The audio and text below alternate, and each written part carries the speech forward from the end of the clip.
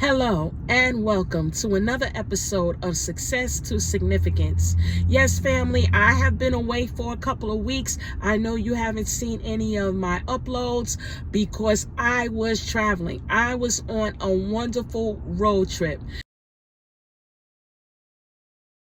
from the East Coast all the way to the West Coast. It took us about 3 days to get there, but it was loads of fun and adventure.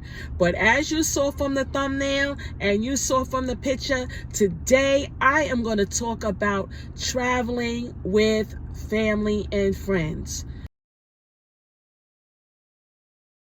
Family, if you are going to embark on a road trip, please make sure it's people that you can rely upon, people that have money, at least enough to pay for some of the expenses that you will incur. And most importantly, that you can get along with them. 3 days is a long time to be in a car with somebody. Now, we actually did 2 cars. So a couple of my kids were following us. So it was hubby and I in one car and a couple of the kids in the other car. Now, let me tell you, it gets dicey. Just the simple things. What kind of music you're listening to, the temperature in the vehicle, where you're going to stop to eat.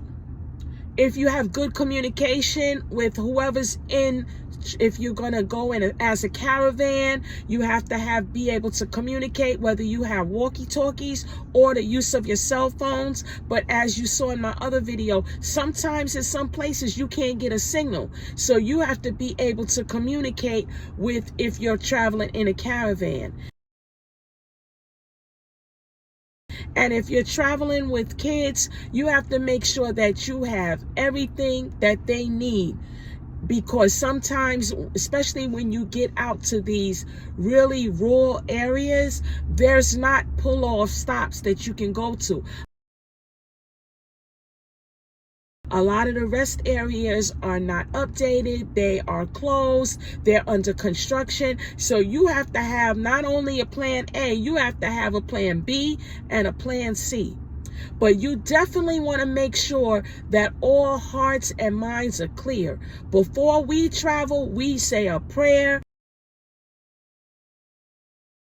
to guard our hearts, guard our minds. If you're going to say something, think about it before you speak, because you're in the car with somebody. It's not like you could just say, get out, in the middle of nowhere. So, you want to make sure that you're traveling, you have a great disposition, that you're around love. It's peace, it's joy, it's happiness. You're just glad to go.